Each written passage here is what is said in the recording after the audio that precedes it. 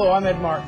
Along with my co-host Mindy Mazur, I'd like to welcome you to another edition of Midwest Talking Points. Thanks, Ed. Time is really flying with only about a month until Election Day. Just last week we had a couple of great conversations, one with journalist Tony Messenger and the other with Republican nominee for Missouri State Treasurer Brad Lager. This week we'll talk with Chris King of the St. Louis American and with Missouri State Senator Jeff Smith, who serves as the chair of the Senate Democratic Campaign Committee. We'll get Senator Smith's take on this year's competitive state races, as well as the general political insights on the dynamic in Missouri this year. But first, Mindy and I looked at some polling numbers just last week.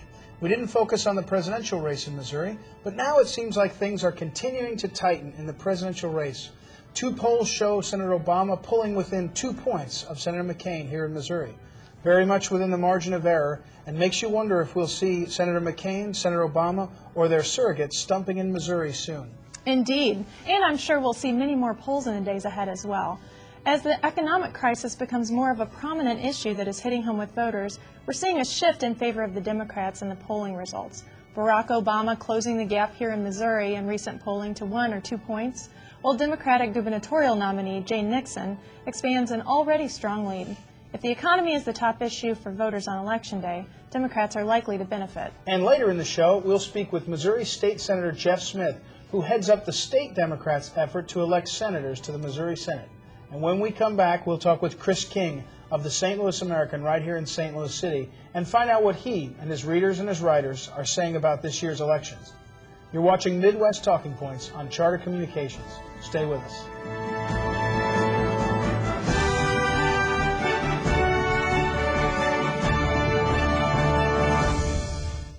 Hi, I'm Steve Tripp. Recently you may have heard about something called the 2009 digital transition. Though it's still months away, as a Charter customer, there's nothing you need to do. Charter has already taken steps to ensure all of our customers are prepared for the digital transition. So if you're a Charter customer, residential or commercial, and all your TVs are connected to Charter, relax, you're already covered.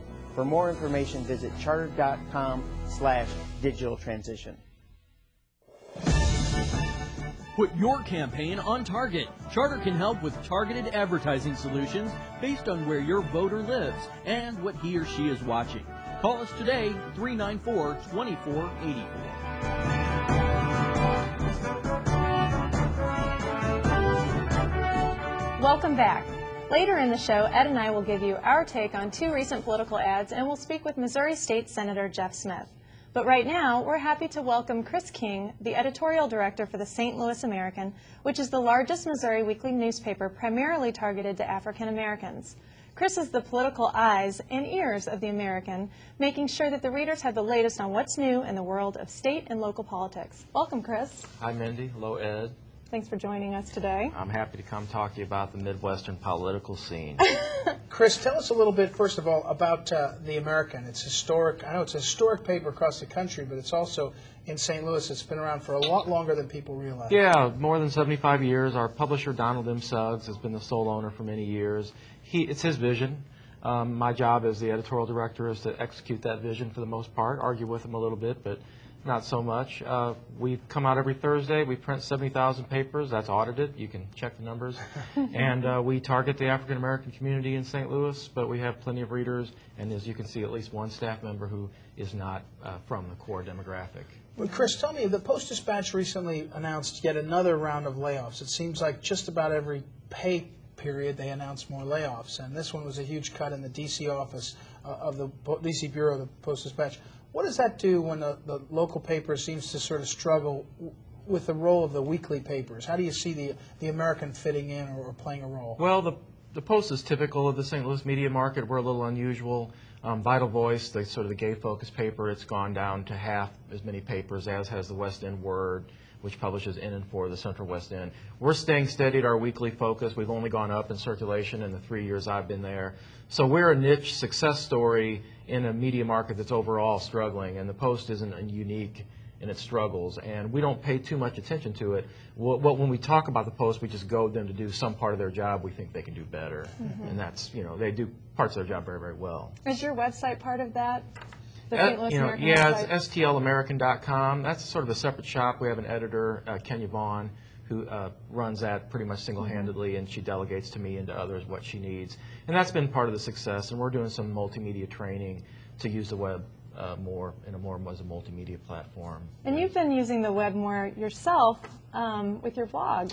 Yeah, that's just because, you know, our papers focus on the African American community. I live in St. Louis. Some of my friends are not black folks, and I want to tell people what they're doing as well, and including some of the things I do that I wouldn't promote in the American. So it's a hobby. I started writing about my friends on a personal blog and some of my adversaries. There you go. I was going to say, I didn't know what you'd call me. But, Chris, tell our viewers a little bit about the difference between city politics, St. Louis city politics, and either Illinois or Missouri politics. I mean, it's really a distinct thing, and you see it firsthand. Yeah, I see it pretty good, thanks to Dr. Suggs' connections and the Americans' toehold.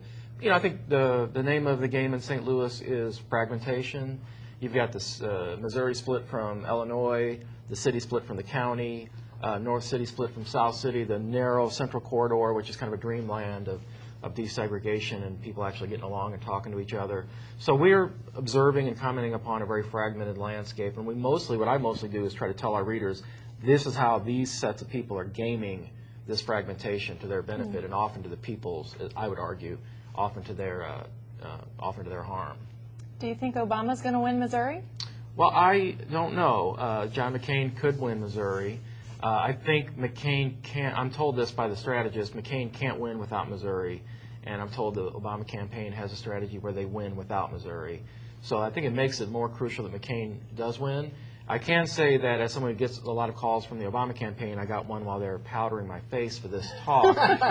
You know, they are really trying to get people into St. Louis, and they're trying to, Michelle Obama's calling me tomorrow, or calling Alvin Reed tomorrow at 2:20. So they're trying to win Missouri, and they're trying to use our paper as one of their sources of information to get the black voter engaged. What do you think they need to do to win Missouri?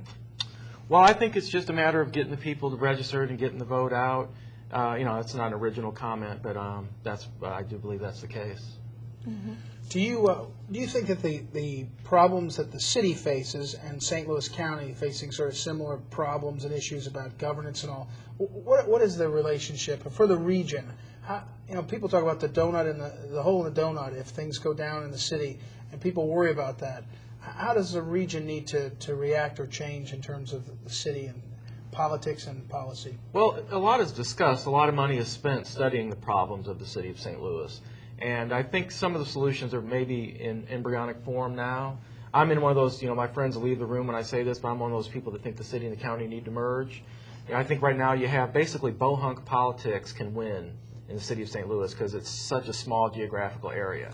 You would need a more sophisticated political operation to win the mayoral race in the city than you do now, because it's such a small voter market. If we could ever merge the city and the county, I think we would have a more interesting politics in the city.